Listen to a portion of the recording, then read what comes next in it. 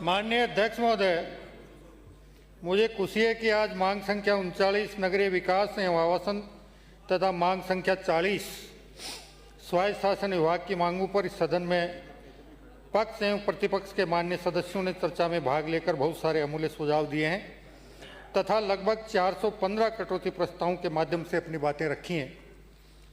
मैं माननीय सदस्यों को अवगत कराना चाहूँगा कि उनके कटौती प्रस्तावों का जवाब बहुत जल्दी उन तक पहुंच जाएंगे। माननीय अध्यक्ष महोदय, मैं आपके माध्यम से इन सभी का आभार प्रकट करना चाहूँगा।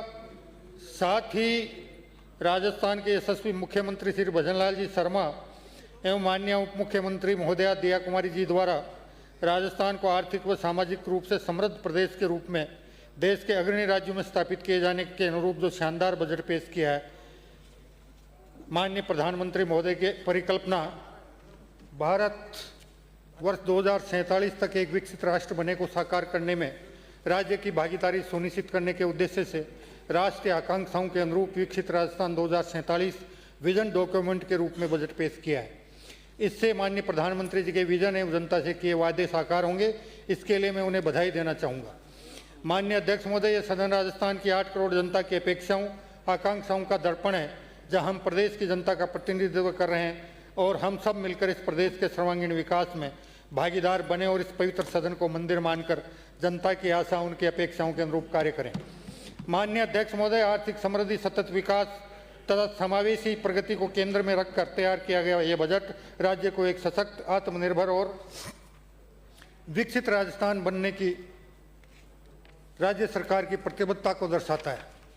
माननीय अध्यक्ष महोदय, मैं अपनी बात सदन में रखने से पूर्व मैं हमारे यशस्वी प्रधानमंत्री माननीय नरेंद्र भाई मोदी जी की इन पंक्तियों का उल्लेख करना चाहूँगा। सर झुकाने की बारी आए ऐसा मैं कभी नहीं करूँगा, पर्वत की तरह अचल रहूँ वह नदी के बहाव सा निर्मल, संग्रहित शब्द नहीं मेरे नाभि से प्रगट वाणी हूँ, करता हूँ इस धरती से प्रीत, खामोशी का आनंद लेते हुए गाता हूँ गीत। संस्कारों की लय ताल में गूंज रही है कोई सदी, नीचा देखने की बारी आए ऐसे मैं कभी नहीं करूँगा। मेरे एक एक कर्म के पीछे ईश्वर का हो आशीर्वाद, गलत जो नहीं करता वो कभी नहीं डरता, भीतर ही भीतर होते सब संवाद, मेरा आचरण मेरे वचनानुसार, होगा नहीं बुरा कभी, नीचा देखने की बारी आए ऐसा नहीं होने दूंगा कभी।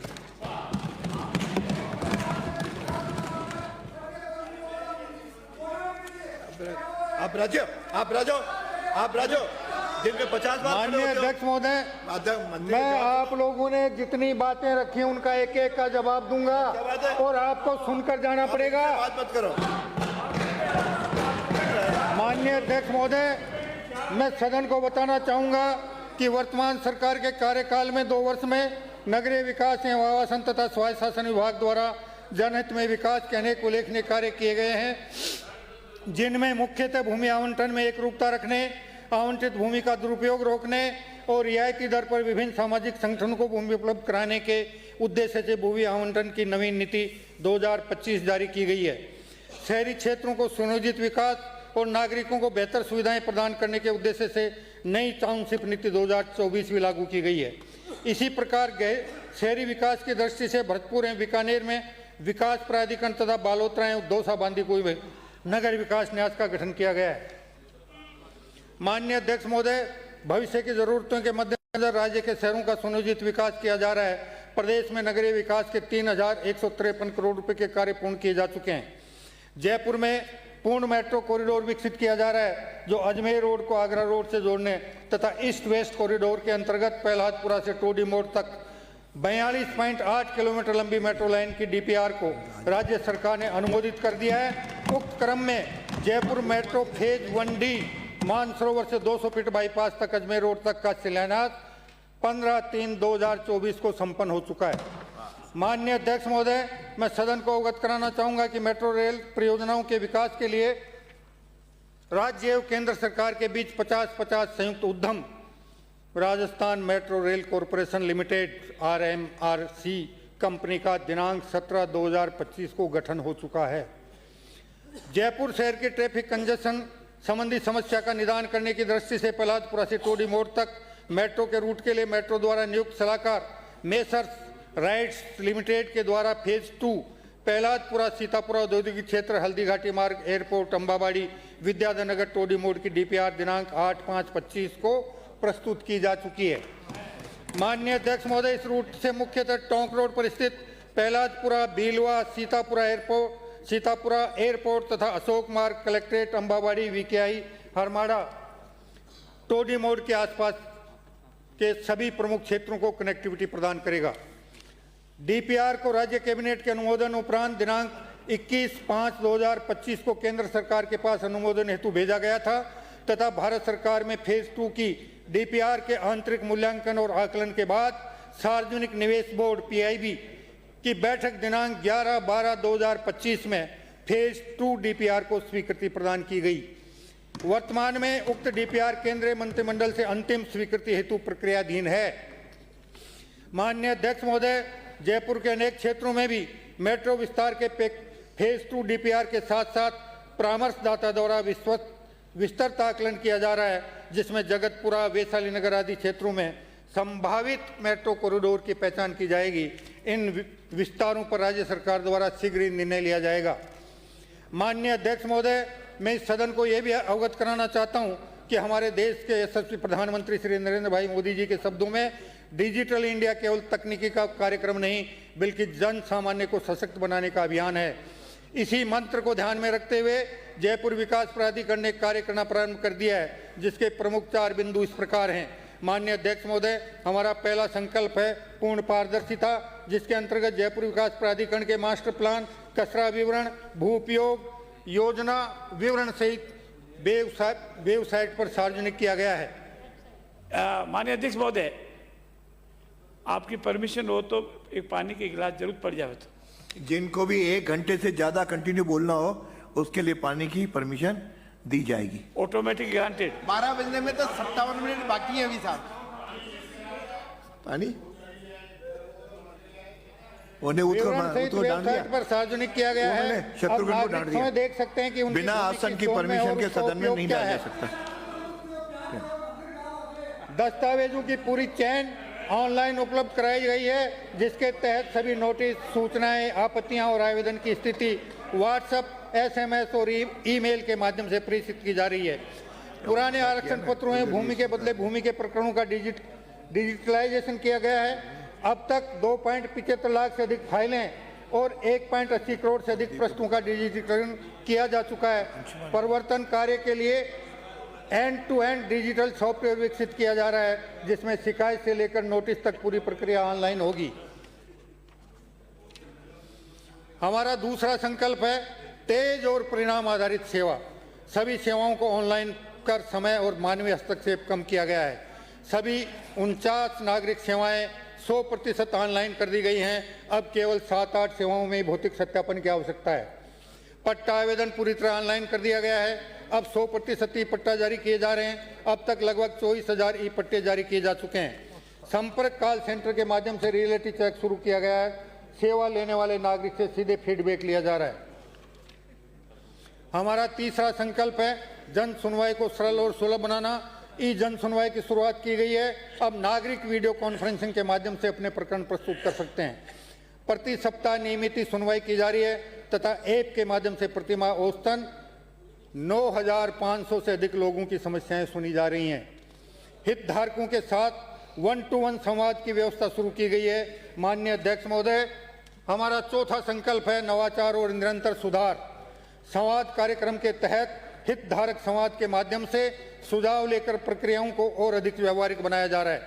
कॉल सेंटर डेटा और सेवा वितरण का नियमित मूल्यांकन किया जा रहा है। माननीय अध्यक्ष महोदय, मैं आपके माध्यम से सदन को अवगत कराना चाहूंगा कि सहकारी संस्थाओं द्वारा पुरानी तारीखों में पट्टे जारी करने एवं आम जनता के साथ धोखाधड़ी की शिकायतों के मद्देनजर सहकारी संस्थाओं की योजनाओं का पूरा विवरण, मानचित्र और सदस्य सूची वेबसाइट पर उपलब्ध कराई जा रही है। सहकारी संस्थाओं का समस्त रिकॉर्ड वेबसाइट पर उपलब्ध होने से आगे से किसी के भी द्वारा रिकॉर्ड में हेराफेरी किया जाना संभव नहीं होगा। माननीय अध्यक्ष महोदय, राजस्थान आवासन मंडल ने 2 वर्षों में 4,215 आवास आवंटित किए हैं और 6,000 से अधिक आवासों का कब्जा सुपुर्द किया है।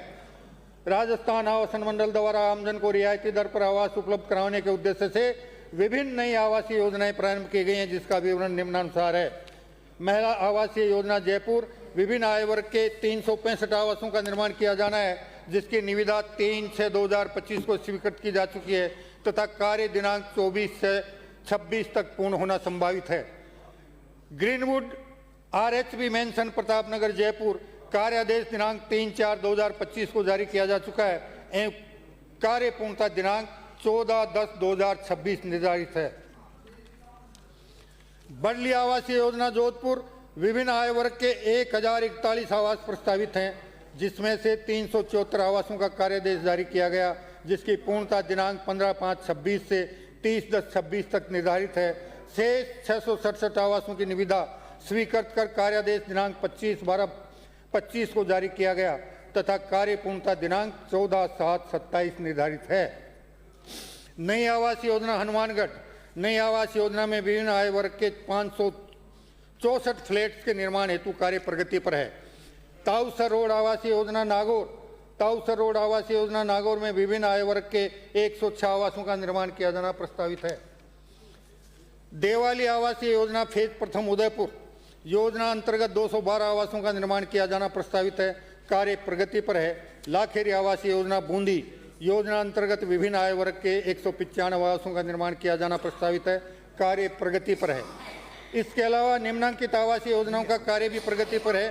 गंगा अपार्टमेंट प्रतापनगर आवासीय योजना जयपुर, ग्रीनवुड होराइजन प्रतापनगर आवासीय योजना जयपुर, इंदिरा गांधी नगर आवासीय योजना जयपुर, मानसरोवर आवासीय योजना जयपुर, पनेरियों की मादड़ी आवासीय योजना उदयपुर, खोड़ा गणेश रोड आवासीय योजना किशनगढ़ अजमेर।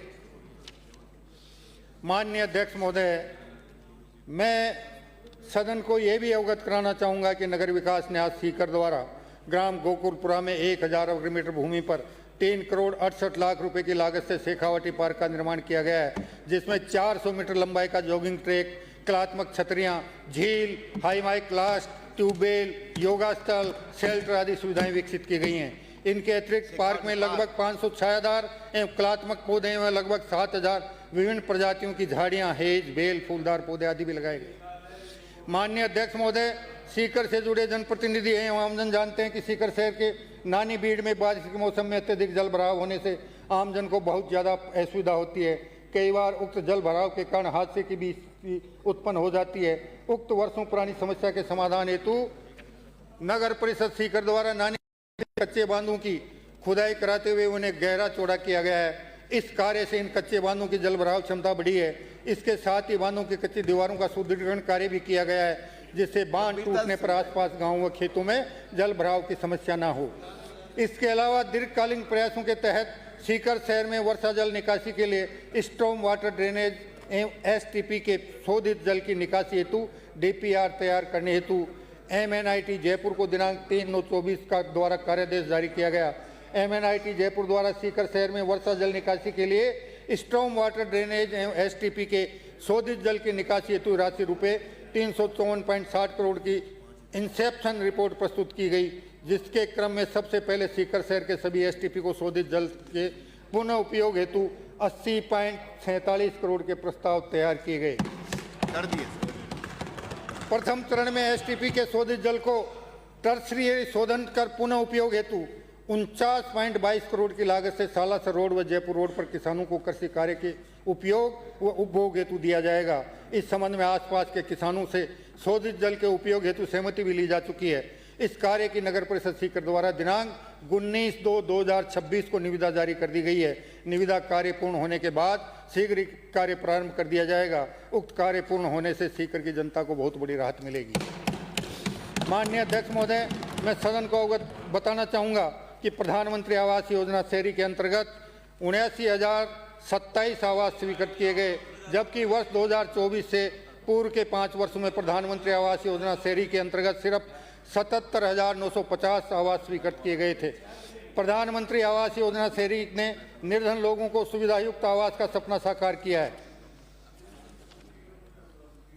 प्रधानमंत्री आवास योजना शहरी 1 में लगभग राज्य में 2,36,000 आवास पूर्ण किए जा चुके हैं। प्रधानमंत्री आवास योजना शहरी 2.0 के अंतर्गत 48,619 आवास भारत सरकार से स्वीकृत हुए और केंद्रीय अनुदान 211 करोड़ रुपए प्राप्त हुए और 146 करोड़ रुपए लाभार्थियों को जारी किए गए।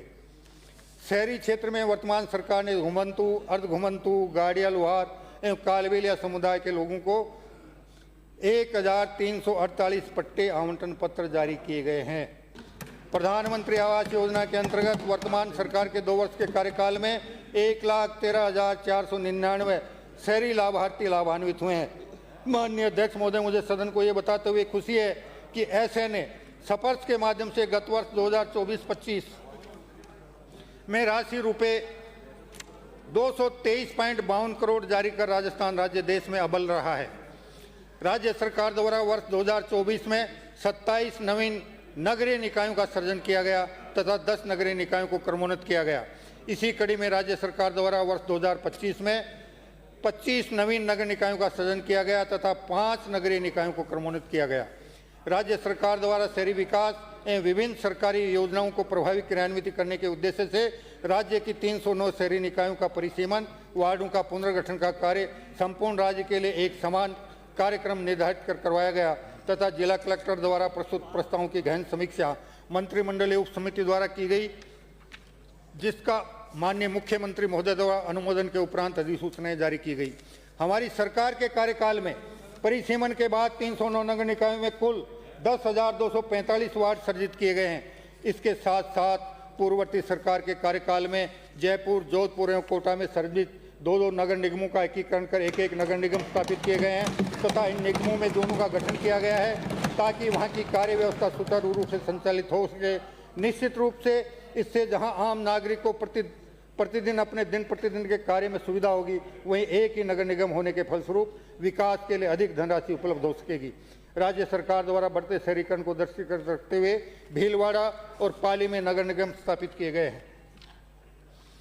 माननीय अध्यक्ष महोदय, मुझे माननीय सदन को यह भी सूचित करना है कि राज्य निर्वाचन आयोग द्वारा नगरीय निकायों के निर्वाचन के संबंध में प्रक्रिया प्रारंभ करते हुए मतदाता सूचियों की तैयारी हेतु दिनांक 20 फरवरी 2026 को कार्यक्रम घोषित कर दिया गया है। माननीय अध्यक्ष महोदय, वर्तमान सरकार द्वारा राज्य की 309 नगरीय निकायों में वार्ड सीमांकन पुनर्गठन किया गया है। 309 निकायों में से 234 निकायों में निर्धारित मापदंडानुसार विचलन है एवं 75 नगरीय निकायों में निर्धारित मापदंड से ज्यादा का विचलन है, जो लगभग 25% तक है। जबकि पूर्ववर्ती सरकार में कुल 196 नगर निकायों में से 68 निकायों में निर्धारित मापदंड अनुसार विचलन था एवं 128 नगर निकायों में निर्धारित मापदंड से ज्यादा का विचलन था, जो कि लगभग 65% तक था। सब ऐसे ही है।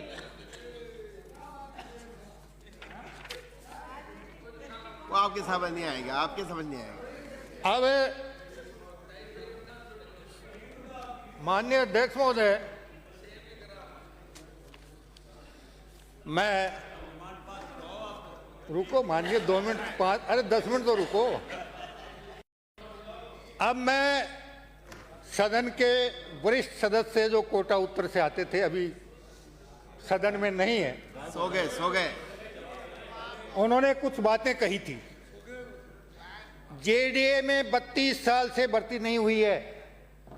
इस दौरान आपकी सरकार कितने साल थी, आप समय विचार कर लें, और आप कितने साल यूडीएच मंत्री थे। फिर भी हमने राजस्थान कर्मचारी बोर्ड और आरपीएससी को रिक्त पदों पर भर्ती की अभ्यर्थना भेजी है। 19/8/25 को आरपीएससी का विज्ञापन जारी हुआ है। आपकी सरकार सिर्फ डेपुटेशन ही करती थी, स्थायी भर्ती किए जाने बाबत कभी सोचा ही नहीं आपने। आरक्षण पत्र बाबत हमारी सरकार द्वारा आपके द्वारा अंधाधुंध बांटे गए आरक्षण पत्र एकत्रित कर रही है। सुबह से शाम तक लोग जनता आरक्षण पत्र हाथ में लेकर जेडीए में भटकती रहती है। हमारी जमीन कहाँ है, हमें जमीन प्लाट कहाँ देंगे, अब हम उनका समाधान कर रहे हैं। आपने सिर्फ आरक्षण पत्र दिए, कब्जा नहीं दिया। और उन्होंने आईपीडी टावर को लेकर भी एक बात कही थी। 1200 बेडेड हॉस्पिटल के लिए सिर्फ 190 वाहनों की पार्किंग की व्यवस्था की गई थी आपके द्वारा। प्रतिदिन 400 से 5000 मरीज और ओपीडी में आएंगे। पार्किंग कहां करेंगे? सड़क पर ट्रैफिक समस्या होगी या नहीं होगी? आप स्वयं विचार कर लें। आपके द्वारा पैदा की गई जाम ट्रैफिक की समस्या, जिसका समाधान हमारी सरकार कर रही है। आईपीडी टावर की बिल्डिंग ऊपर से टेपर क्यों की गई? जो काम 14 मंजिल में हो सकता था वह आपने 27 मंजिल में किया। हम आपकी गलती को दुरुस्त कर रहे हैं। भवन के लिए मध्य प्रदेश से पत्थर क्यों लिया जा रहा था? राजस्थान के लोगों से क्या दुश्मनी थी जो बाहर से पत्थर मंगवाए जाने का निर्णय लिया गया? यहाँ रोजगार के अवसर क्यों नहीं बढ़ाए गए? द्रव्यवती नदी, आप 455 करोड़ रुपए का बिल टाटा कंपनी का ड्यू बकाया छोड़कर निकल गए। हमने टाटा कर दिया। हमने आने के बाद टाटा कंपनी के साथ वार्ता के जरिए इस 485 करोड़ रुपए के विवाद को 110 करोड़ रुपए में समझौता के माध्यम से समाधान किया है और मामला हमारी शर्तों पर तय किया गया है। अब वहां स्पोर्ट्स कॉम्प्लेक्स एवं अन्य सुविधा विकास हेतु कार्य योजना तैयार की जा रही है, जिसमें कुछ माननीय सदस्यों ने उसमें प्रदूषित जल का जो बात रखी थी उसका भी समाधान होगा। मोबिलिटी प्लान, कोटा उत्तर से आने वाले माननीय विशेषज्ञ सदस्य द्वारा मोबिलिटी प्लान के बारे में सुझाव दिया गया था।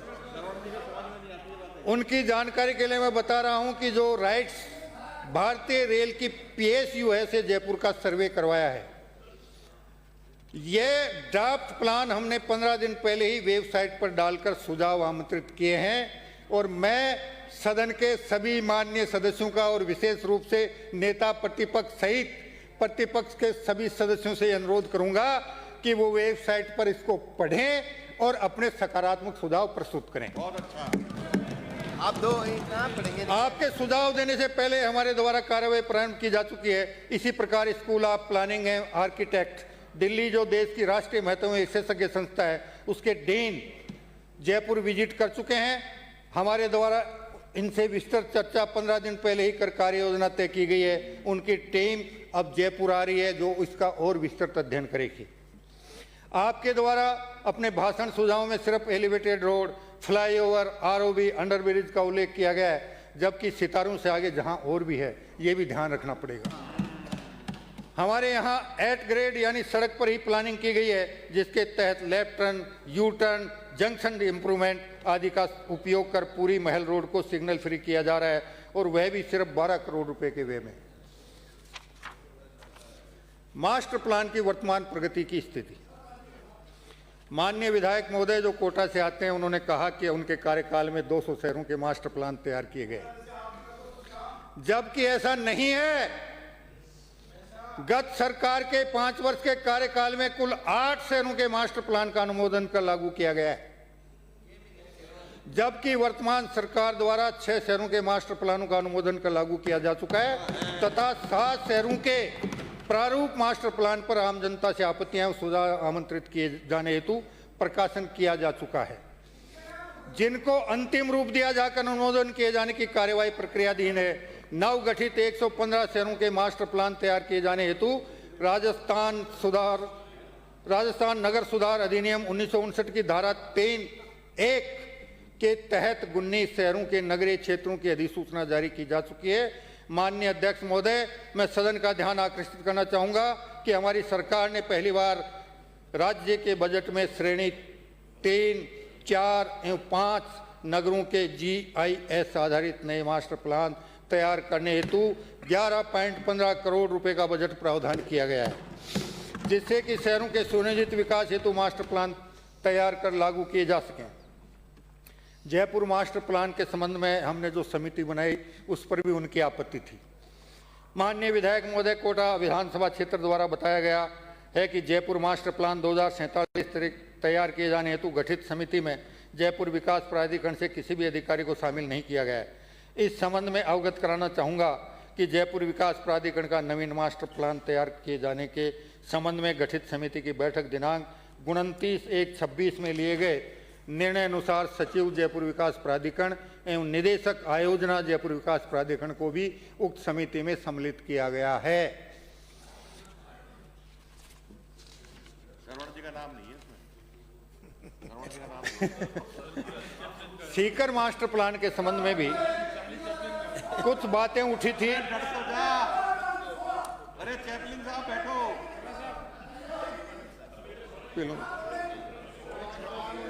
चैपलिन साहब, अरे आप गंभीरता से क्यों ले रहे हो? माननीय अध्यक्ष महोदय,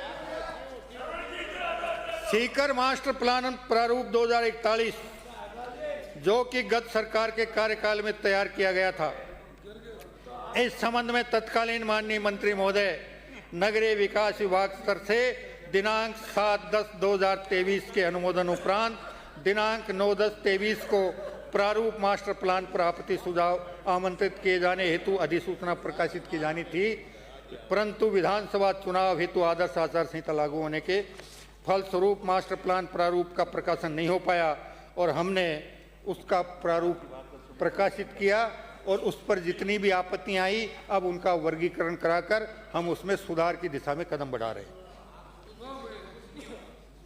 माननीय अध्यक्ष महोदय,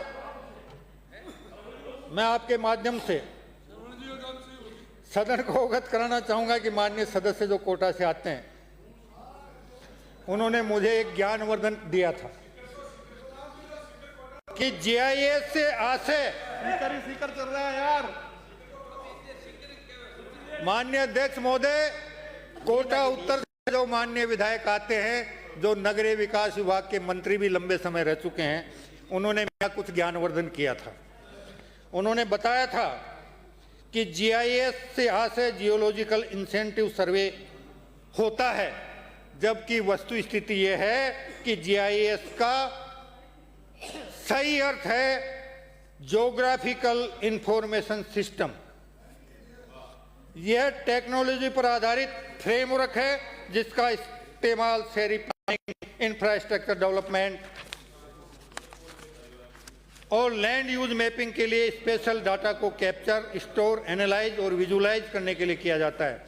वर्तमान सरकार द्वारा राज्य में समस्त मास्टर प्लान जीआईएस आधारित अमृत गाइडलाइन के अनुसार तैयार किए जाने की दिशा में कदम बढ़ाए जा रहे हैं और साथ ही समिति को मैंने ये भी निर्देशित किया है कि वो इस बात का भी संज्ञान ले कि मास्टर प्लान के साथ ही सेक्टर प्लान और जोनल प्लान भी अगर बन जाए तो बुराई क्या है।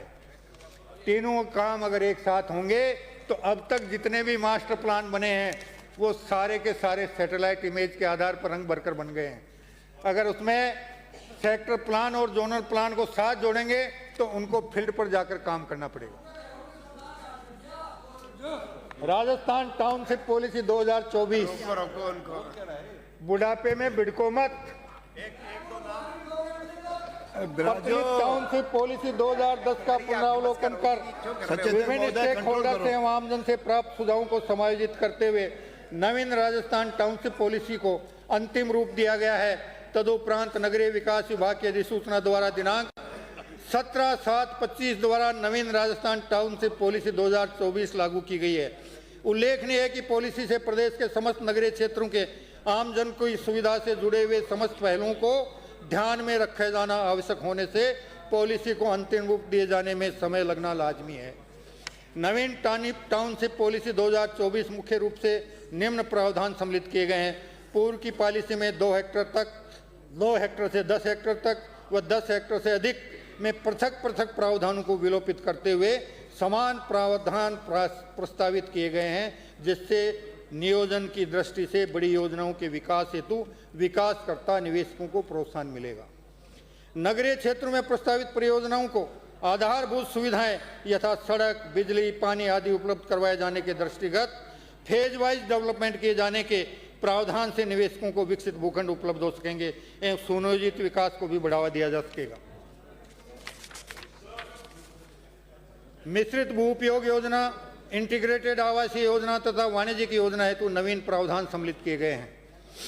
सौर पवन ऊर्जा की संयंत्रों की स्थापना हेतु प्रावधान रखे गए हैं, जिससे इस क्षेत्र में निवेश को बढ़ावा दिया जा सकेगा। योजना के आंतरिक विकास कार्यों के रखरखाव की सुनिश्चितता हेतु विकासकर्ता को 5 साल तक परियोजना के रखरखाव के प्रावधान किए गए हैं, जिससे योजनाओं के आंतरिक विकास का रखरखाव सुनिश्चित हो सकेगा। माननीय विधायक महोदय द्वारा सुझाव दिया गया कि शहरों के विकास के संबंध में वर्तमान में लागू राजस्थान टाउनशिप पॉलिसी 2024 के साइंटिफिक क्रियान्वयन हेतु उच्च स्तरीय समिति का गठन किया जाए के संबंध में अवगत कराना चाहूँगा कि राजस्थान टाउनशिप पॉलिसी 2024 के प्रभावी क्रियान्वयन हेतु राज्य स्तरीय क्रियान्वयन एवं निगरानी समिति का प्रावधान पहले से ही पॉलिसी में किया गया है। उक्त के परिप्रेक्ष्य में नगरीय विकास विभाग के आदेश दिनांक 1/10/25 द्वारा समिति का गठन किया जा चुका है। Transit oriented development policy TOD policy 2025 Bharat सरकार की टीओडी पॉलिसी 2017 के अनुरूप राज्य में transit oriented development policy TOD policy 2025 को नगरीय विकास विभाग द्वारा दिनांक 10/12/25 को अधिसूचित की जा चुकी है। राजस्थान में प्रथम श्रेणी के शहरों में मेट्रो, आरआरटीएस तथा रेल, बस जैसी सार्वजनिक परिवहन प्रणालियों के विकास की पर्याप्त संभावनाएं हैं। अतः इन परिवहन तंत्रों के आसपास सघन मिश्रित भूमि उपयोग वाले एवं पैदल यात्री अनुकूल क्षेत्रों के सुविधित विकास हेतु टीओडी ट्रांजिट ओरिएंटेड डेवलपमेंट नीति तैयार की गई है। उक्त पॉलिसी में मुख्य निम्न प्रावधान किए गए हैं।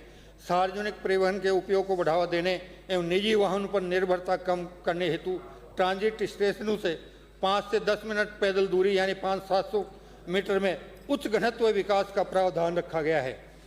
टीओडी क्षेत्रों में भूमि की कीमतों में वृद्धि से उत्पन्न राजस्व का उपयोग सार्वजनिक परिवहन की वित्तीय स्थिरता एवं इंफ्रास्ट्रक्चर सुधार हेतु के लिए जाएगा। वर्टिकल विकास को बढ़ावा देने हेतु अधिकतम सेटबैक 16 मीटर को टीओडी पॉलिसी के अंतर्गत अधिकतम 12 मीटर रखा गया है। पॉलिसी में भू आच्छादन अधिकतम 50% किया गया है। टीओडी पॉलिसी के अंतर्गत आमजन के वाहनों के आवागमन एवं सार्वजनिक पार्किंग के प्रावधान किए गए हैं। टीओडी पॉलिसी के प्रभावी क्रियान्वयन हेतु जयपुर विकास प्राधिकरण द्वारा टीओडी कॉरिडोर चिन्हित कर 5 टीओडी कॉरिडोर घोषित किए गए हैं। पूर्व में जारी TDR transferable development rights policy के क्रियान्वयन के संबंध में कोई प्रावधान नहीं होने से प्रभावी क्रियान्वयन नहीं हो पा रहा था। वर्तमान सरकार द्वारा टीओडी पॉलिसी जारी कर उक्त टीडीआर पॉलिसी के प्रभावी क्रियान्वयन हेतु प्रावधान किए गए। Rajasthan urban transferable development rights TDR policy 2012 माननीय अध्यक्ष महोदय, मैं आपके माध्यम से सदन को अवगत कराना चाहूँगा कि राज्य सरकार के अधिसूचना दिनांक 4/12/2012 द्वारा प्रदेश में Rajasthan urban transferable development right TDR policy 2012 लागू की गई थी। उक्त टीडीआर पॉलिसी के प्रभावी क्रियान्वयन के संबंध में उचित प्रावधान नहीं होने से उक्त पॉलिसी का क्रियान्वयन नहीं हो पा रहा था। इस सरकार के कार्यकाल में अब तक कुल 7 प्रकरणों में टीडीआर प्रमाण पत्र जारी किए गए हैं। इसके अतिरिक्त पॉलिसी को लागू करने हेतु टीडीआर के संदर्भ में मॉड्यूल्स को आईटी सक्षम किए जाने तथा आमजन हेतु ऑनलाइन उपलब्ध कराए जाने के संबंध में प्रक्रिया का सरलीकरण का कार्य प्रक्रियाधीन है। टीडीआर के प्रभावी क्रियान्वयन हेतु वर्तमान सरकार द्वारा जारी मॉडल राजस्थान भवन विनिमय 2025 एवं ट्रांजिट ओरिएंटेड डेवलपमेंट पॉलिसी 2025 में प्रावधान किए गए हैं। राइजिंग राजस्थान के तहत नगरीय विकास विभाग द्वारा किए गए एमओयू के संबंध में विस्तृत विवरण माननीय कोटा से आने वाले विद्वान विधायक महोदय ने इस संबंध में भी प्रश्न किया था। मैं माननीय अध्यक्ष महोदय आपके मार्फत सदन को नेता प्रतिपक्ष को बताना चाहूंगा कि उन तक ये सूचना पहुंचा दें। राज निवेश पोर्टल पर दर्ज राइजिंग राजस्थान के तहत विभाग के पास कुल 771 अप्रूव्ड एमओयू हैं, जिनका इन्वेस्टमेंट लगभग 2,11,328.06 करोड़ रुपए। इन सभी एमओयू की मॉनिटरिंग विभाग द्वारा की जा रही है। विभाग को प्राप्त कुल 771 एमओयू में से आज दिनांक तक 405 एमओयू की ग्राउंड ब्रेकिंग करवाई गई है, जिसका कुल निवेश 37,573.97 करोड़ रुपए है, जिसका धरातल पर काम शुरू हो चुका है।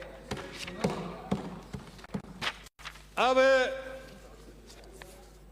हमारे दूसरे वरिष्ठ विधायक भी सदन में उपस्थित नहीं है, मैं तो बूंदी से आने वाले। अब कहाँ पे?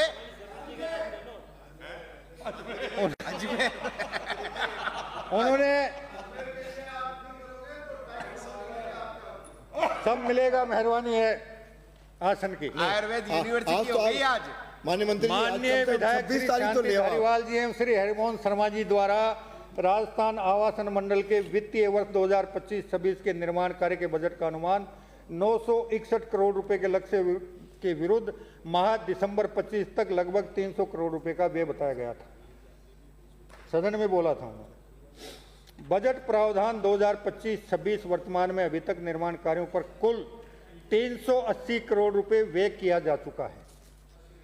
बता देना। आवासन मंडल को नवीन आवासीय योजना विकसित करने हेतु स्वायत्त शासन विभाग द्वारा फलोदी में 400 बीघा भूमि डीएलसी दर पर आवंटन हेतु रुपए 22.28 करोड़ रुपए का मांग पत्र प्रेषित किया गया है,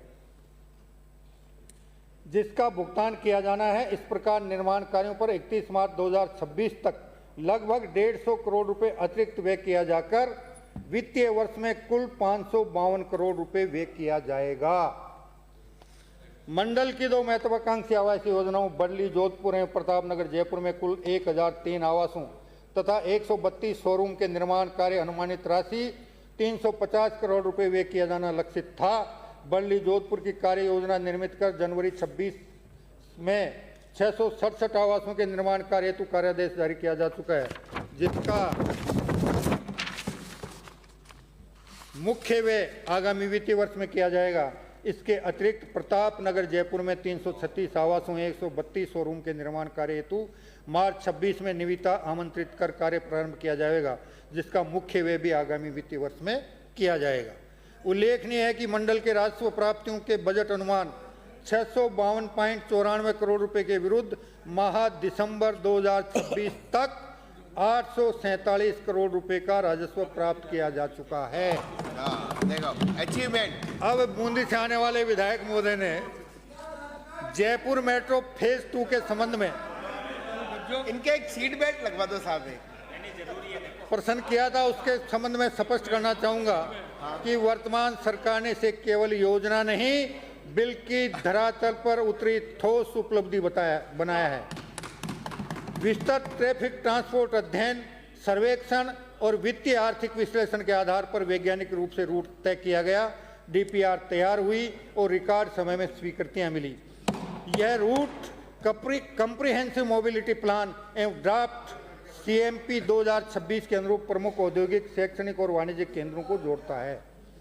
साथ ही भारत सरकार और राज्य सरकार की 50-50 साझेदारी में राजस्थान मेट्रो रेल कॉरपोरेशन का गठन कर परियोजना को वित्तीय मजबूती और राष्ट्रीय तकनीकी विशेषज्ञता दी गई है, जो भविष्य में पूरे राजस्थान में मेट्रो विकास को गति देगा। साथ ही मेट्रो रेल नीति 2017 के अनुरूप 20 लाख से अधिक आबादी वाले शहरों में ही मेट्रो प्रणाली की व्यवहार्यता अधिक पाई जाती है, जहां इसे प्रभावी और टिकाऊ सार्वजनिक परिवहन के रूप में सफलतापूर्वक संचालित किया जा सकता है। जयपुर के मेट्रो मास्टर प्लान हेतु यातायात सलाहकार संस्था संभावित नए कॉरिडोरों, जिनमें जगतपुरा, वैशाली नगर तथा अन्य प्रमुख क्षेत्रों की संभावित विस्तार दिशाएं शामिल हैं, पर विस्तृत सर्वे और व्यवहार्यता अध्ययन कर रही है। परियोजनाएं व्यवहार्य पाए जाने पर डीपीआर तैयार कर त्वरित एवं प्रभावी कार्रवाई की जाएगी। अब किशनपोल से आने वाले माननीय विधायक महोदय ने कुछ करो, अभी 25 मिनट बाकी हैं। बातें की थी। 12 तो बजे। उन्होंने आपत्ति की थी कि जयपुर मेट्रो फेज 1C के अंतर्गत रामगंज की जगह गलता गेट पर मेट्रो स्टेशन क्यों बनना। उन्होंने भी की थी, आपकी भी आ रही है, दोनों संयुक्त रूप से सुन लो। आपका भी नाम ले लो। फेज 1C के संबंध में मैं स्पष्ट करना चाहता हूं कि वर्तमान सरकार ने इस परियोजना को केवल आगे बढ़ाने का ही नहीं बल्कि दीर्घकालिक दृष्टि से वैज्ञानिक पुनर्मूल्यांकन कर दूरदर्शी निर्णय लिया है। परियोजना की व्यवहार्यता, प्रासंगिकता तथा तकनीकी वित्तीय संभावनाओं का गहन अध्ययन करते हुए विस्तृत कोस्ट बेनिफिट एनालिसिस और यातायात भार का आकलन कराया गया है। इसी आधार पर पूर्व प्रस्तावित रामगंज भूमिगत स्टेशन के स्थान पर गलता गेट पर भूमिगत मेट्रो स्टेशन बनाने का निर्णय लिया गया, जिससे आमेर की दिशा में भविष्य विस्तार संभव हो सके, जो पहले संभव नहीं था। इससे न केवल रामगंज क्षेत्र के निवासियों को लाभ मिलेगा, बल्कि आमेर मार्ग के आसपास के विस्तृत क्षेत्र, प्रमुख पर्यटन स्थलों जल महल, नाहरगढ़, कनक वृंदावन, आमेर किला तथा खोले के हनुमान जी मंदिर आने जाने वाले लाखों लोगों को भी बेहतर और सुगम आवागमन सुविधा प्राप्त होगी। अतः यह निर्णय स्पष्ट करता है कि वर्तमान सरकार सीमित नहीं बल्कि विस्तृत क्षेत्र, अधिक जनसंख्या और भविष्य की आवश्यकताओं को ध्यान में रखकर दूरदर्शी एवं जनहितकारी विकास सुनिश्चित कर रही है। हमारे माननीय कालीचरण जी सराफ ने भी इस विषय में एक बात की थी, तो उनको भी मैं यही निवेदन करना चाहूँगा कि जयपुर मेट्रो फेज 2 वर्षों तक केवल कागजों में सीमित रही, जबकि यह शहर के सबसे भीड़ भाड़ वाले मुख्य कॉरिडोर से जुड़ी हुई थी। इस देरी का खामियाजा आम जनता को ट्रैफिक जाम और समय की बर्बादी के रूप में भुगतना पड़ा। हमारी सरकार ने इस स्थिति को बदला। विस्तृत ट्रैफिक ट्रांसपोर्ट अध्ययन, सर्वेक्षण और वित्तीय आर्थिक विश्लेषण के आधार पर वैज्ञानिक रूप से रूट तय किया गया, डीपीआर तैयार कराई गई और रिकॉर्ड समय में आवश्यक स्वीकृतियां प्राप्त की गई। यह रूट कम्प्रिहेंसिव मोबिलिटी प्लान तथा ड्राफ्ट 2026 दोनों के अनुरूप है और औद्योगिक क्षेत्रों, प्रमुख शैक्षणिक संस्थानों व वाणिज्यिक केंद्रों को जोड़ता है।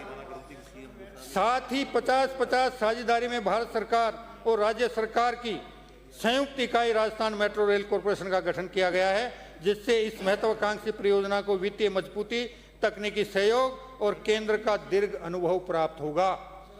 प्रहलादपुरा से टोडी मोड़ तक का ये कॉरिडोर उच्चतम यात्री घनत्व वाले क्षेत्रों को जोड़कर जयपुर को जान से वास्तविक राहत देने की दिशा में ठोस कदम होगा।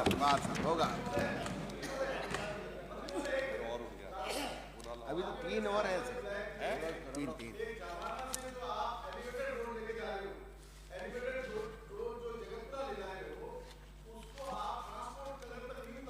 फायदा नहीं होगा। इन्होंने भी प्रपोजल दिया, मैं भी सेकंड कर रहा हूं बात को।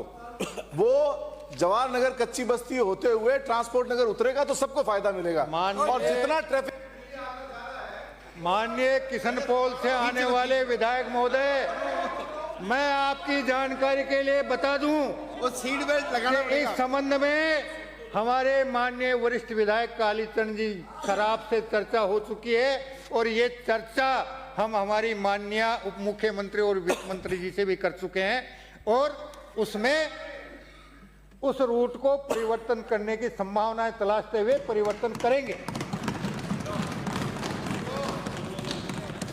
आपके कहने से पहले ही हो रहा है या तो काम। अब आपने 2-3 बातें कही थी, उसका भी जवाब दें। पर्यटन विभाग की घोषणाओं में जयपुर विकास प्राधिकरण को कार्यकारी संस्था की भूमिका में नियुक्त किया गया था, जिसके अंतर्गत पर्यटन विभाग की बजट घोषणाओं के कार्यों की स्थिति निम्नानुसार है। ईदगाह क्षेत्र में स्वीकृत विकास कार्य बजट घोषणा वर्ष 2022-23। तत्कालीन माननीय मुख्यमंत्री महोदय द्वारा बजट भाषण वर्ष 22-23 में की गई घोषणा के क्रम में ईदगाह क्षेत्र के मार्ग का जीर्णोद्धार एवं जन सुविधाओं का विस्तार कार्य हेतु राशि रुपये 9.82 करोड़ की प्रशासनिक एवं वित्तीय स्वीकृति दिनांक 8/6/23 को पर्यटन विभाग द्वारा जारी की गई थी, जिस क्रम में पर्यटन विभाग द्वारा प्रथम किस्त की राशि 4.45 करोड़ रुपए जयपुर विकास प्राधिकरण को हस्तांतरित किए गए थे। उक्त कार्य हेतु जयपुर विकास प्राधिकरण द्वारा राशि 1035 लाख का कार्यादेश दिनांक 4/8/23 को जारी किया गया। उक्त कार्य में राशि रुपये 230.14 लाख का व्यय किया गया था। पर्यटन विभाग से काफी समय तक कार्य को जारी रखे जाने हेतु सहमति एवं आगामी स्पष्ट दिशा निर्देश प्राप्त नहीं होने के कारण सक्षम स्वीकृति उपरांत कार्य को प्रत्याहारित किया जा चुका है। आगे बढ़ा दो, पर्यटन विभाग भी कोई दूर नहीं, बात करके उसका पैसा लो और उसको काम के करो। हनुमान जी क्षेत्र में स्वीकृत विकास कार्य बजट घोषणा वर्ष 23-24। अजी 5-7 मिनट कटो तो। अभी कहाँ हुआ कालीचरण जी, अभी तो टाइम है। 12 बजा के ही छोड़ेंगे। देखो तारीख बदलनी चाहिए, अरे तारीख 12 बजा बदलनी के चाहिए। छोड़ेंगे। 12 बजा के छोड़ेंगे। तारीख बदलनी चाहिए और इन सब की सूरत भी बदलनी चाहिए।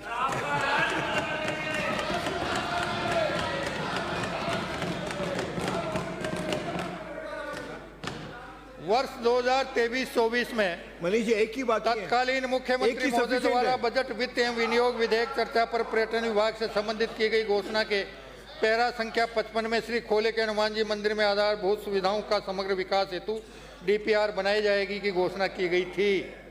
दिनांक 21/5/24 को प्रमुख शासन सचिव पर्यटन विभाग की अध्यक्षता में हुई बैठक में जो कार्य प्रारंभ नहीं हुए हैं को आगे नहीं किया जावे का निर्णय लिया गया, जिस कारण कार्य आगे नहीं किया जा सका। गोविंद देव जी मंदिर में पर्यटन विकास कार्य बजट घोषणा वर्ष 23-24 तत्कालीन माननीय मुख्यमंत्री महोदय द्वारा बजट भाषण वर्ष 23-24 में की गई घोषणा संख्या 389 पैरा संख्या 49 के अनुसार जयपुर स्थित गोविंद देव जी मंदिर में संपूर्ण प्रदेशवासियों की असीम आस्था है। इसके दृष्टिगत मैं गोविंद देव जी मंदिर का महाकाल उज्जैन की तर्ज पर वर्धित विकास करने की घोषणा करता हूं। प्रथम चरण में आगामी वर्ष इस हेतु 100 करोड़ रुपए का प्रावधान प्रस्तावित है।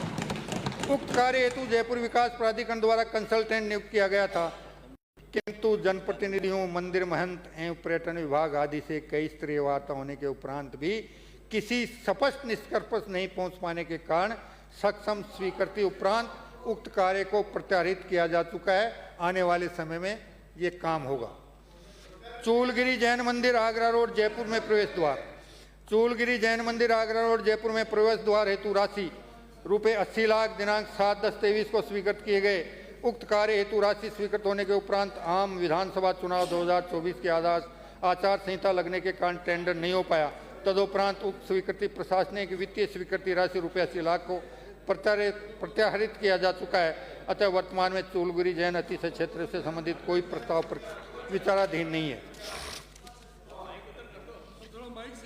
जयपुर विकास प्राधिकरण के क्षेत्राधिकार विस्तार एवं विजन के संबंध में मास्टर विकास योजना 2025 की समयावधि वर्ष 2027 तक निर्धारित है एवं जयपुर शहर का तीव्र गति से उत्तरोत्तर विकास हो रहा है, जिसके मद्देनजर प्राधिकरण द्वारा बेहतर सुविधाएं, सुरक्षा, आधारभूत सुविधाएं आदि उपलब्ध कराने व शहर के साथ साथ आसपास के ग्रामीण क्षेत्र के सर्वांगीण विकास एवं जयपुर शहर को विश्व स्तरीय मेट्रो सिटी की परिकल्पना के उद्देश्य के मद्देनजर जयपुर विकास प्राधिकरण द्वारा प्राधिकरण क्षेत्र के विस्तार बाबत निम्नानुसार कार्रवाई की गई है।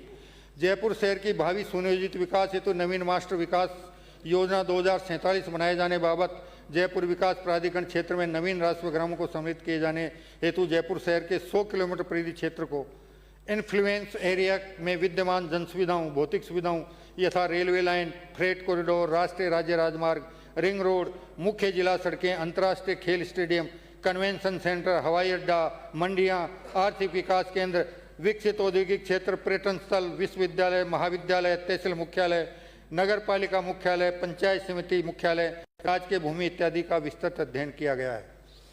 प्राधिकरण स्तर पर गठित समिति द्वारा जयपुर शहर की विभिन्न तहसील क्षेत्राधिकार के अंतर्गत आने वाले नवीन राजस्व ग्रामों में 632 राजस्व ग्राम जो 17 तहसील क्षेत्राधिकार आंधी, बस्सी, चाकसू, चौमू, दूदू, जालसू, जमुआरामगढ़, जोबनेर, कोटखावदा, किशनगढ़, रेनवाल, माधोराजपुरा, मौजमाबाद, फागी, फुलेरा, शाहपुरा, तुंगा, विराटनगर के अंतर्गत अवस्थित का चयन कर प्राधिकरण क्षेत्र में सम्मिलित करने की अभिशंसा की गई थी। उपरोक्त अनुसार मास्टर विकास योजना 2047 को तैयार करने हेतु प्राधिकरण में कुल 679 नवीन राजस्व ग्रामों को नगरीय विकास विभाग की राजस्थान राजपत्र में प्रकाशित अधिसूचना दिनांक 3/10/25 के दौरान शामिल कर जयपुर विकास प्राधिकरण क्षेत्र का विस्तार किया गया है।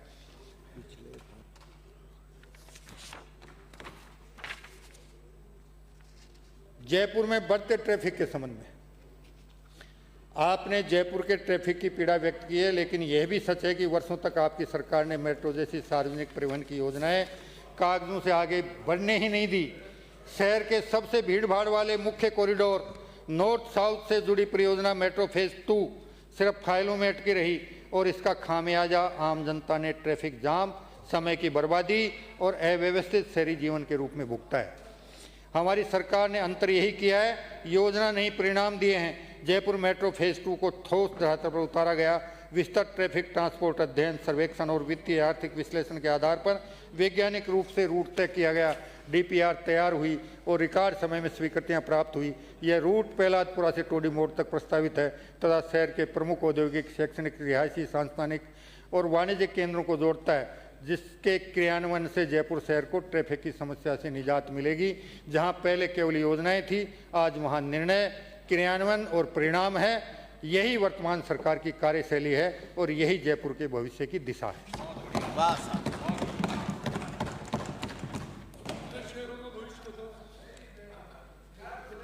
साथ ही मैं माननीय रफीक जी को एक बात और कहना चाहूँगा। हमारी सरकार में के पिछले 2 वर्ष के कार्यकाल में आदर्श नगर विधायक श्री रफीक खान जी के विधानसभा क्षेत्र में आधारभूत संरचना से संबंधित 9 कार्यों की लागत 21 करोड़ रुपए से कार्य हाथ में लिए गए हैं, जिसमें दिसंबर 23 तक 9 करोड़ 88 लाख रुपए खर्च किए जाते हैं। ताली बजाओ, अरे ताली बजाओ, ताली आप तो। जेडीए द्वारा थोड़ी ढंग इस से वित्तीय वर्ष में पूंजीगत व्यय लगभग 1777 करोड़ रुपए किया जाएगा।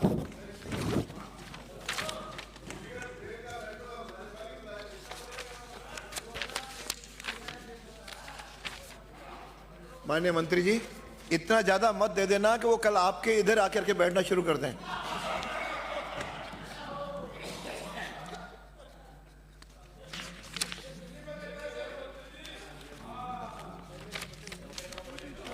और ये पड़े नीचे और है, नीचे और पड़े अभी सब नंबर से आएंगे।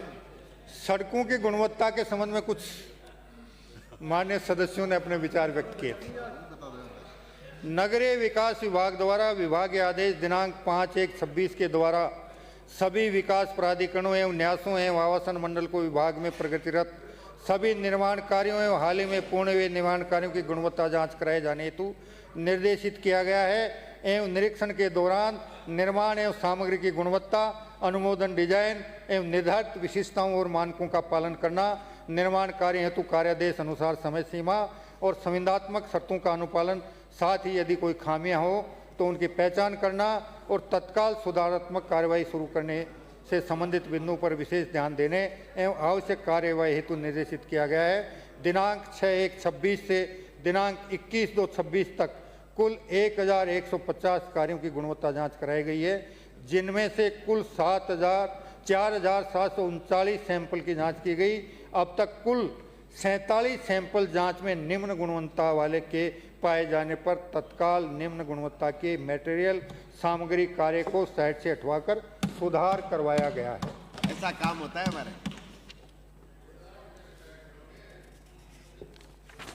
सड़कों पर खुदाई कार्यों से पूर्व कॉल बिफोर यू डिग का उपयोग कर खुदाई कार्य का पूर्ण विवरण भरकर सभी संबंधित विभागों को सूचित करने हेतु नगरीय विकास विभाग द्वारा विभाग की सभी संस्थाओं को विस्तृत दिशा निर्देश विभागीय आदेश दिनांक 23 से 25 द्वारा जारी किए गए हैं। नगरीय विकास विभाग की सभी संस्थाओं द्वारा सड़कों की खुदाई से पूर्व सूचना CBUD ऐप पर दर्ज की जा रही है। नगरीय विकास विभाग अंतर्गत कुल 136 अधिकारियों की मैपिंग की गई है। अब तक कुल 273 प्रकरण CBUD ऐप पर दर्ज किए गए हैं।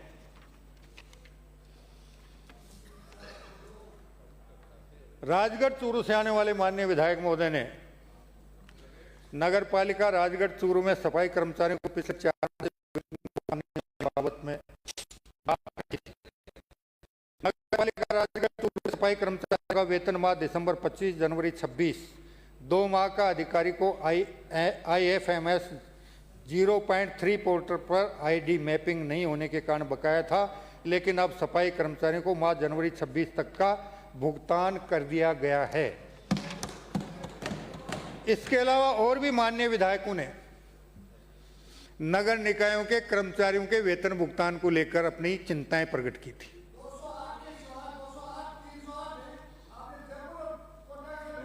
सब बताऊंगा, चिंता मत करो। अरे चिंता मत करो, सब बताऊंगा।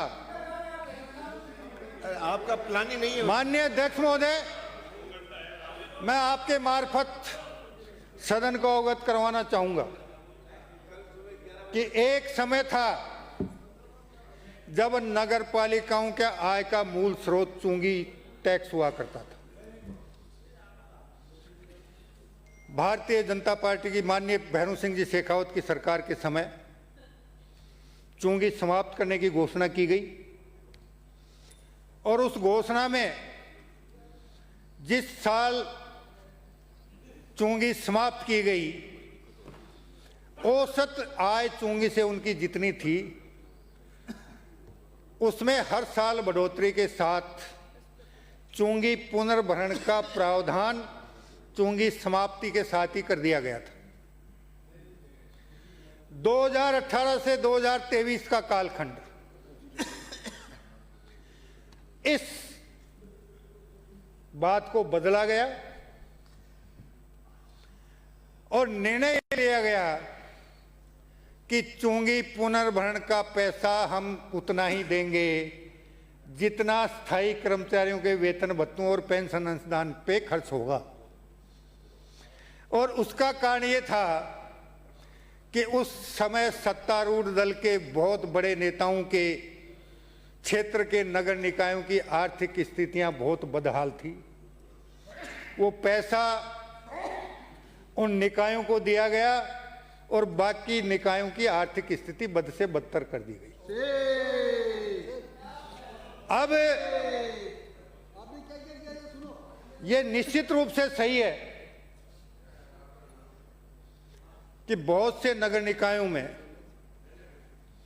चूंकि आय के दो ही साधन हैं विशेष रूप से, बाकी आय के जो साधन थे वो तो आपने अभियान चलाकर सारे खुर्द-बुर्द कर दिए थे। अब केवल मात्र, उसका भी जवाब दूंगा, अब केवल मात्र राज्य सरकार से मिलने वाला अनुदान और भारत सरकार से जो पैसा मिलता है, ये दो मुख्य स्रोत रह गए। भारत सरकार ने ये निर्णय कर लिया, पहले वो निकायों की आबादी के अनुसार पैसा डीएलबी को ट्रांसफर कर देता था और डीएलबी निकायों को ट्रांसफर कर देती थी। अब उन्होंने एक पोर्टल बना दिया और उन्होंने ये कहा कि नगर निकाय स्वयं भी आर्थिक रूप से सक्षम हो, इसके लिए वो यूडी टैक्स भी वसूल करें। और उसके लिए उन्होंने ये प्रावधान कर दिया कि जिस गत वर्ष जब उन्होंने प्रावधान किया उससे पहले वित्तीय वर्ष में जिस नगर निकाय ने जितना यूडी टैक्स वसूल किया था उसमें स्टेट जीडीपी के बराबर अगर नगर निकाय बढ़ोतरी करेगा तो ही भारत सरकार को पोर्टल पर वसूली की सूचना देने के बाद भारत सरकार सीधे नगर निकाय के बैंक खाते में पैसा ट्रांसफर करेगी। अब बहुत से नगर निकाय ऐसे हैं जो यूडी टैक्स की वसूली सही तरीके से नहीं कर पा रहे और उनको भारत सरकार से मिलने वाला पैसा नहीं मिल पा रहा है। इस वजह से उनके सामने समय समय पर आर्थिक दिक्कतें उत्पन्न हो रही हैं। आप दावा करते हैं, कभी कहते हैं हमने 8 लाख पट्टे जारी कर दिए, कभी कहते हैं हमने 14 लाख पट्टे जारी कर दिए। बहुत अच्छी बात है, मैं आपसे निवेदन करना चाहूंगा, आप कहते हो हमने गरीबों को पट्टे जारी कर दिए। कौन सा गरीब ऐसा है जिसके पास 1000, 1500, 2000 वर्ग गज का भूखंड होगा? गरीब के पास मिलेगा 50 वर्ग गज, 80 वर्ग गज, 90 वर्ग गज, 100 वर्ग गज, 150 वर्ग गज, 200 वर्ग गज और अधिकतम से अधिकतम 250 वर्ग गज। और मैं आपको 2 बार पहले भी ये निवेदन कर चुका हूं कि जब भी आप अपने निर्वाचन क्षेत्र में जाएं और आपके अभियान के दौरान जिन जिन लोगों ने पट्टा लिए उनसे ईमानदारी से ये पूछ लें क्या उसे 501 रुपए में पट्टा प्राप्त हुआ। आज तक एक भी माननीय विधायक ने एक भी पट्टाधारी के बारे में मुझे जानकारी नहीं दी कि मेरे विधानसभा क्षेत्र में फलां व्यक्ति को 501 रुपए में पट्टा मिल गया। कहीं नहीं मिला। 50,000 रुपए से नीचे किसी की भी जेब से पैसा नहीं निकला। आप चाहे कितने वादे कर लें, कितनी बातें कर लें, मैं साफ कह रहा हूं, अब मैं 2 बार आपको अनुरोध कर चुका, चुनौती दे चुका, आप लगातार 2 साल तक इस मामले में चुप रहे हैं। माननीय मंत्री, इनसे नाम मांग लेना, अब नाम दे देना।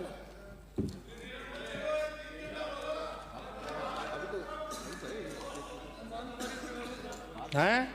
सदन में बोल रहे हैं तो नाम। अब माननीय अध्यक्ष महोदय, इन्हें सामने वालों वरिष्ठ नेताओं के तो जितने प्रश्न थे उनका जवाब दे दिया। 5 नाम और थे, मैं क्या करूं? कुछ बातें आई बोल चुके हैं, कभी नहीं विभिन्न बोले, विधायकों के माध्यम से, यूं तो हर एक को 5-5 मिनट बुलाए तो। जिनमें मंडावा से आने वाली माननीय रीटा जी, सीकर से आने वाले माननीय राजेंद्र जी पारेख, रतन देवासी जी, अमीन कागजी जी, कोलाज से अंशुमान सिंह जी, रोहित बोरा जी, सुरेश मोदी जी, गणेश घोगरा जी, ताराचंद जी, चोमू से आने वाली माननीय विधायक महोदया पितराम सिंह काला जी, मैंने किसी को आदेश नहीं दिया है। और डेडवाना से आने वाले माननीय विधायक महोदय, सूरतगढ़ से आने वाले माननीय विधायक महोदय और बस्ती से आने वाले माननीय विधायक महोदय। श्रवण जी का तो कुछ नहीं है, फ्री है, फ्री। मैं बस्ती से आने वाले, इनके तो आज सीट बेल्ट आएगा और बटन मारेगा अध्यक्ष। मैं बस्ती से आने वाले माननीय विधायक महोदय से अनुरोध करना चाहूंगा कि उन्होंने एक रेलवे लाइन के बराबर 200 फीट सड़क का बात सदन के समक्ष रखी। हमने जेडीए के स्तर पर किसानों से बहुत प्रयास कर लिए। अगर आप किसानों को राजी कर सकें, चाहे 2 दिन में करें, चाहे 7 दिन में करें, चाहे 15 दिन में करें, चाहे 1 महीने में करें, भूमि समर्पण के लिए भूमि की बातचीत कर लें, उनको विकसित भूमि हम वहीं दे देंगे। और जैसे किसानों की सहमति मिल जाएगी, जिस दिन आप सहमति दिला देंगे, उसके 3 सप्ताह के अंदर अंदर उस सड़क का काम शुरू करवा देंगे। अब तो ताली बजाओ साहब, ताली।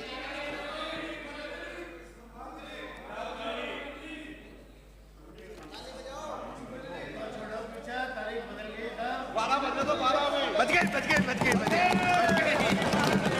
मिनट, सिर्फ 5 मिनट, 5। अब 6वां मिनट नहीं लूंगा, अब 6वां मिनट नहीं लूंगा।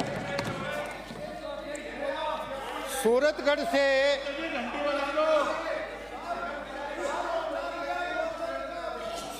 से आने वाले माननीय विधायक महोदय ने एक बात कही थी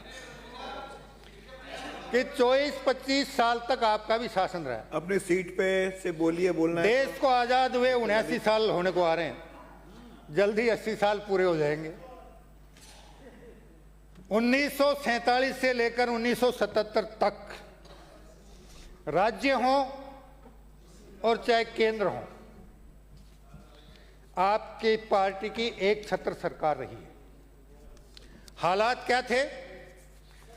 आम व्यक्ति की मूलभूत सुविधाएं, रोटी, कपड़ा और मकान। रोटी राशन पे, कपड़ा राशन पे और मकान के लिए सीमेंट और लोहा राशन पे, और कोई झोंपड़ी के बदले टिन की चादर लगाना चाहे तो वो भी राशन पे। और एक समय तो ऐसा भी आया था जब गुड़ भी राशन पे मिलता था। और आपकी जानकारी के लिए बता दूं, 1977 में जब भारतीय जनता पार्टी की सरकार आई उस समय खुले बाजार में चीनी की खुदरा कीमत हुआ करती थी 14.5 रुपए किलो, और जनता पार्टी की सरकार बनने के तुरंत बाद 2 रुपए 20 पैसे प्रति किलो में खुदरा में चीनी मिलने लगी, और उसके बाद गांवों में चीनी की रात चाय और चीनी का चूरमा आम गरीब आदमी ने खाना शुरू किया। फिर आगे बढ़े, उसी कालखंड में सुन लीजिए पहले मेरी बात, जब आपने प्रश्न किया तो सुनना पड़ेगा, आपने प्रश्न किया तो सुनना पड़ेगा। उसी कालखंड में पहली बार गांव के विकास के लिए कृषि मंत्रालय के अधीन माननीय ग्रामीण विकास विभाग की स्थापना की गई, जो आज 6.5 लाख करोड़ रुपए से ज्यादा के बजट वाले ग्रामीण विकास मंत्रालय के रूप में तब्दील हो चुका है। अब और आगे सुनिए, 1996 में आदरणीय अटल बिहारी वाजपेयी जी की सरकार आई। गांव ढाणी तक डामर की सड़कों की कल्पना नहीं होती थी। पहली बार उन्होंने ग्रामीण सड़क योजना के माध्यम से गांव-गांव ढाणी तक पक्की सड़कें पहुंचाने का काम किया, स्वर्ण चतुर्भुज बनाए। और सबसे बड़ी बात जिसके बारे में किसी को भी ध्यान नहीं है, जिस किसी भी किसान पुत्र ने अपने पूर्वजों से पूछ लेना, घर में कोई पिता दादा ताऊ जिंदा हो, 2000 से पहले जिस किसी ने भी बैंक से कृषि लोन लिया होगा, 15.5% वार्षिक ब्याज दर पर कृषि ऋण मिला करता था। अटल बिहारी वाजपेयी जी थे जिन्होंने इस दर्द को समझा, मंत्रिमंडलीय उप समिति बनाई।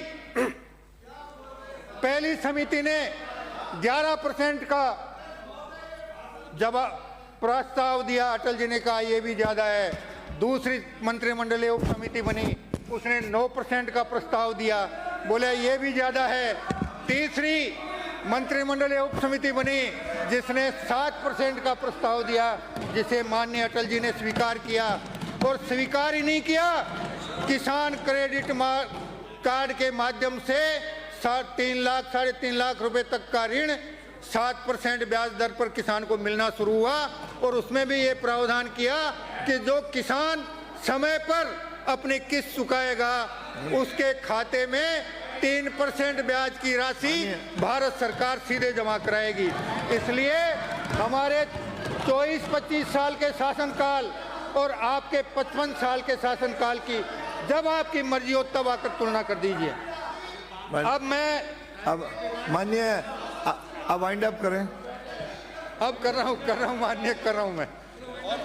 माननीय अध्यक्ष महोदय, मैं अपने भाषण को विराम देने से पूर्व अरे विराम देने से एक कविता का उल्लेख करना चाहता हूँ। देर करोगे और चलेगा।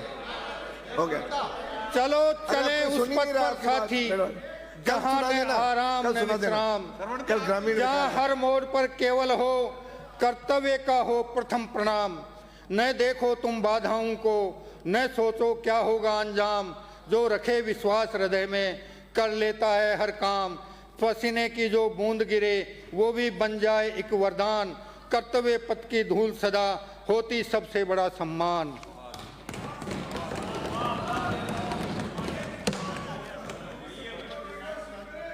चलो उठो मत रुको नहीं, हर क्षण हो संकल्प महान।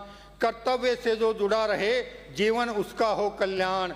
माननीय अध्यक्ष महोदय, मेरे विभाग की मांग संख्या 39 एवं मांग संख्या 40 के संबंध में आय व्यय अनुमान 2026-27 में की गई बजट घोषणाओं की प्रति मैं सदन की मेज पर रखते हुए आपसे अनुरोध करूंगा कि कृपया इसे पारित करवाएं। ब्राजिए अरे ब्राजो तो बात पूरी कर रहा हूँ। माननीय गेसावत जी, माननीय मंत्री जी, प्रश्न ये है कि आज बस 12 बज गया, आप लोग इतनी देर तक बैठे हो, आपको बहुत बहुत बधाई, धन्यवाद। प्रश्न ये है कि मांग संख्या 39 नगरीय विकास एवं आवासन के संबंध में 31 मार्च 2027 को समाप्त होने वाले वर्ष में किए जाने वाले व्यय के निमित्त राज्यपाल महोदय को रुपए 3,34,99,000 तक की राशि प्रदान की जाए। जो पक्ष में वो हाँ कहें, जो विपक्ष में वो ना कहें, जो पक्ष में वो हाँ कहें, जो विपक्ष में वो ना कहें। हाँ पक्ष जीता, हाँ पक्ष जीता। मांग स्वीकार की गई। मांग संख्या 40 स्वायत्त शासन। प्रश्न ये है कि मांग संख्या 40 स्वायत्त शासन के संबंध में 31 मार्च 2027 को समाप्त होने वाले वर्ष में किए जाने वाले व्यय के निमित्त राज्यपाल महोदय को रुपए 1,47,88,48,58,000 तक की राशि प्रदान की जाए। जो पक्ष में वो हाँ कहें, जो विपक्ष में वो ना कहें। हाँ पक्ष जीता, हाँ पक्ष जीता। मांग स्वीकार की गई।